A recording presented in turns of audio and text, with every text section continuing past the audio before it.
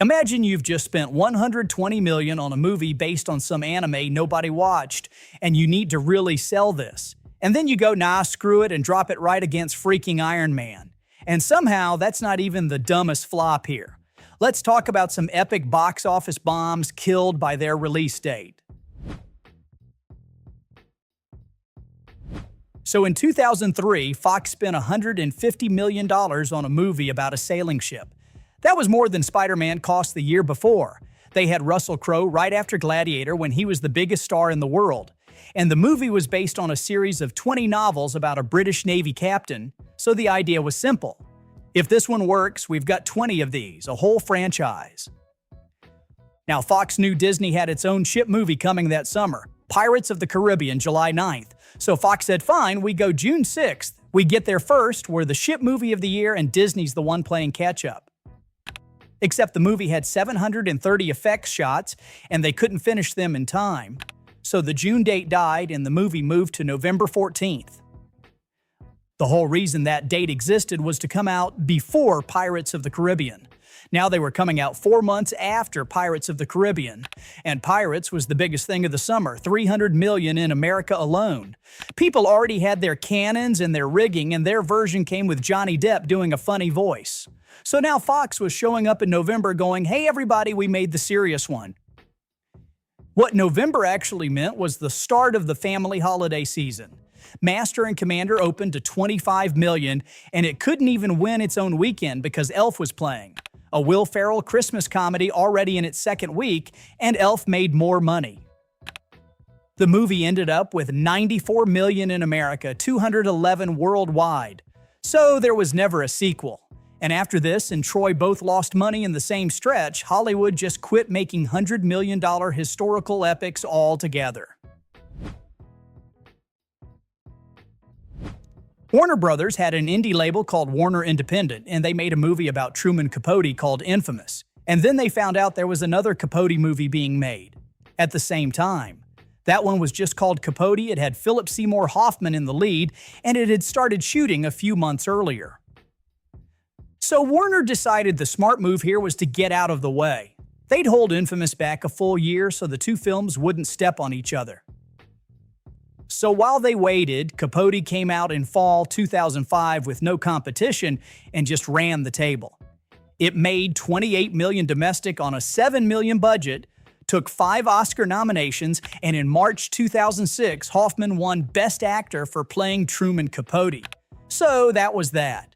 The world saw the Capote movie, the world loved the Capote movie, the guy got his Oscar, and everybody moved on.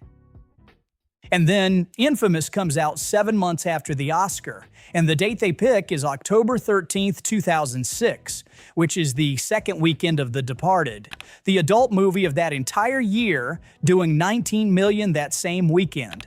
So every grown-up who went to the movies that weekend was already sitting in The Departed. Infamous made just $2.7 million worldwide on a $13 million budget. And it's not like it's a bad movie, 75% on Rotten Tomatoes, and some critics straight up said it was the better of the two Capote films. By then, none of it mattered. A year and a half later, Warner Independent Pictures was shut down. I'm just going to say it. Who thought that releasing a movie about the extinction of the human race on Christmas Day was a good idea? Because that's what Universal did. Children of Men. $76 million, a movie about mass infertility and refugee cages and the death of hope. And they put it out in America on Christmas. This was supposed to be an Oscar movie with Alfonso Cuarón directing. Universal originally had it set for September, then decided it had awards potential, so they moved it to the classic prestige slot. Open small on Christmas, go wide in January. And that move works, but only if you spend the whole fall building an awards campaign. Universal built nothing. The executive who greenlit the movie had left Universal to go run DreamWorks. And the new bosses looked at what they'd inherited and had no idea how to sell it. So the awards money went to Universal's other awards contender, United 93, and Children of Men got a Christmas date and nothing else. And the rest of the world had already seen it. It premiered at the Venice Film Festival in early September. Britain got it September 22nd. Even Japan got it back in November, and America got it on Christmas Day, 3 months after people in Britain were buying tickets. Whatever buzz that movie had was dead long before Christmas. So there you were, Christmas Day 2006, picking a movie with the family. Your options were Dreamgirls, Night at the Museum, The Holiday, or the one about the extinction of mankind. The movie made about $70 million worldwide. It cost $76. Universal's actual share after the theaters took their cut was around $38 million, and it lost money on every continent it played in. And Cuarón took it pretty hard. He said the years that followed were the 5 most intense and difficult of his life. He didn't make another movie until Gravity 7 years later. In the spring of 2007, Warner was doing homework on the summer of 2008. They had a movie called Speed Racer to place with $120 million riding on it. Production plus worldwide advertising put Warner in for about $200 million. This was supposed to be a franchise, so they went through that calendar searching for the perfect weekend. The original date was May 23rd. Then the studio looked at who else had May 23rd, Indiana Jones and the Kingdom of the Crystal Skull, Harrison Ford, back after 19 years. Nobody sane opens against that, so Warner backed away. Going later was no good either because Euro 2008 kicked off June 7th, and for a month half the planet would be watching soccer instead of buying movie tickets. So the only direction left was earlier, and May 9th was perfect. A quiet weekend between Iron Man's opening and the new Narnia movie. In early 2008, that looked safe, because nobody was scared of Iron Man. Then Iron Man opened, and it went so far past every projection that a Paramount executive bragged it had beat Will Smith and Jesus. In its second weekend, Iron Man made $51 million, more than both of that week's new releases combined. Speed Racer couldn't even claim second place. A Cameron Diaz romantic comedy took that. Speed Racer came third with $18.5 million. A week later, Narnia showed up exactly as predicted, took $56 million, and pushed Speed Racer down to fourth. It finished with $93 million worldwide. Warner and Village Roadshow ate a loss north of $100 million, and the franchise never happened. In the summer of 2016, Warner Brothers owned 2 comedies at $50 million apiece and exactly 1 great release date. The Nice Guys had it first. Shane Black right after Iron Man 3, directing Russell Crowe and Ryan Gosling as a hired enforcer and a lousy private detective in 1977 Los Angeles. It was set for June 17th, the weekend the trades were calling the sweet spot of the summer. Then Warner picked up Central Intelligence with Dwayne Johnson and Kevin Hart, decided the sweet spot belonged to The Rock, and shoved The Nice Guys a month earlier. You can follow the logic. Johnson and Hart were the bigger draws, so they got the better real estate, even though it meant opening straight against Pixar's Finding Dory. Now watch what happened to each movie after that decision. Central Intelligence walked into June 17th, took its punch from Finding Dory, and still made $217 million worldwide, more than 4 times its budget. The Nice Guys landed on May 20th, and the Angry Birds movie was already sitting on that date. Then Universal shoved Neighbors 2, an R-rated comedy sequel, onto the same weekend. So 3 brand new movies were now splitting one audience, and all of them were doing it in the third weekend of Captain America Civil War. The Nice Guys opened fourth with $11 million and crawled to $62 million worldwide. That date is the entire reason there's no Nice Guys 2. Tenet was the #1 movie in America for 5 straight weekends, the first film to do that since Black Panther, and it still went into the books as a flop because being #1 means nothing when half the theaters are closed. Christopher Nolan had built the thing as a monument to the big screen. $200 million, 96 days of shooting across 7 countries, and a scene where the production bought a real retired Boeing 747 and actually crashed it. Marketing stacked at least another $100 million on top. In any normal year, that movie prints money. It was dated for July 17, 2020. Then the pandemic hit and Warner took Tenet off the calendar entirely. At that point, the obvious move was to wait, but Nolan refused. He did not want his movie going to streaming, and he wanted Tenet to be the first big Hollywood release back in theaters. So the final release date was late August overseas, September 3rd in America. And America in September 2020 looked like this. 30% of theaters were still closed, including the two biggest markets in the country, Los Angeles and New York. Warner wouldn't even allow drive-in screenings there, so in those two cities, there was no legal way to buy a ticket to Tenet at all. And the theaters that were open capped every showing at half capacity. So Tenet closed at $365 million worldwide, against a break-even near $500. The first flop of Nolan's career, and so far the only one.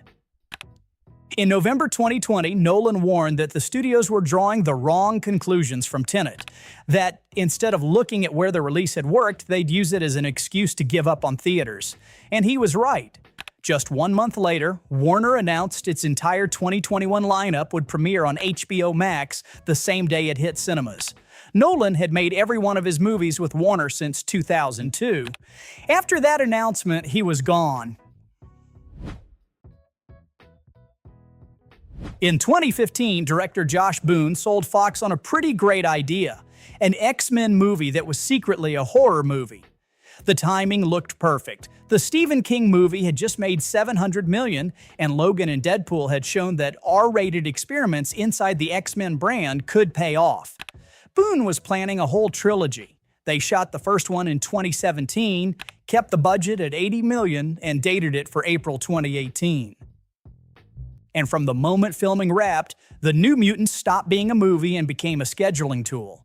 First, Fox moved Deadpool 2 into May 2018 and didn't want two X-Men films crowding each other, so Boone's movie ate a 10-month delay. Then Fox decided Dark Phoenix, another X-Men film, should have the new date instead. So that's 6 more months gone. Then Disney bought all of Fox for $71 billion, inherited this movie along with everything else, and pushed it again to April 2020. And then COVID closed every theater in America, and the movie got its fourth and final push. In August of 2020, Disney finally put it into theaters. Half the theaters in America were closed, the other half were empty, and every studio on the planet was hoarding its movies until the pandemic passed.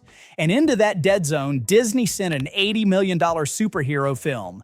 It made $49 million worldwide. It was the 13th Fox X-Men movie, and it was the last one. Nobody has seen those characters since. To see why this date was so dumb, you need to know how a grown-up musical makes its money. So let me tell you about The Greatest Showman. That thing opened in mid-December, got flattened on its first weekend, and everybody wrote it off. Then it grew. Week after week, through Christmas, through New Year's, families kept showing up until it ended at $174 million. That's the playbook for this kind of movie. You don't win the weekend, you win the holidays. West Side Story was Steven Spielberg finally making the movie he'd wanted his whole life. He shot it in 2019 for $100 million, and the studio gave it a date exactly out of playbook. December 18th, 2020. Open before Christmas, grow through the holidays, arrive at the Oscars. Then COVID closed every theater in the country and the movie was delayed a full year. Nothing dumb there, that one was forced. The dumb part came next. Disney had all of December 2021 to choose from, and it chose December 10th for one very specific reason. Spider-Man: No Way Home owned December 17th. The new Matrix movie owned December 22nd. And together they were about to eat every IMAX and premium screen in America for the rest of the year. Go on the 10th, and West Side Story gets 1 week on the big screens before Spider-Man arrives. So look at that trade. The playbook says this movie needs 6 weeks of open road. Disney traded the road for 7 days of IMAX.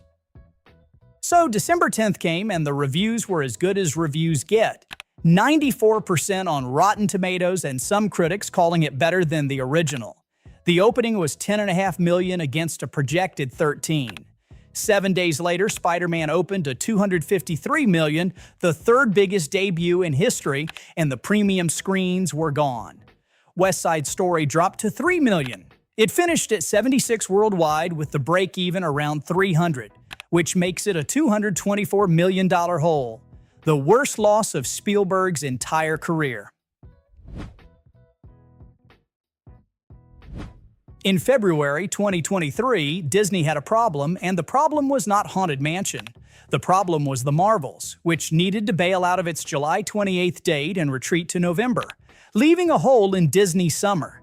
So somebody looked at the board, saw Haunted Mansion sitting on March 10th, and dragged it into the hole. Problem solved. Except everyone in Hollywood already knew what was standing next to July 28th. Barbie and Oppenheimer had been locked on July 21st for months, fully marketed, and they were the two most hyped releases of the year. So Disney just decided to park a $150 million movie directly behind it. That weekend went the only way it could. Barbie's second week dropped just 43%, one of the strongest holds ever recorded, and pulled another $93 million. Oppenheimer added 46.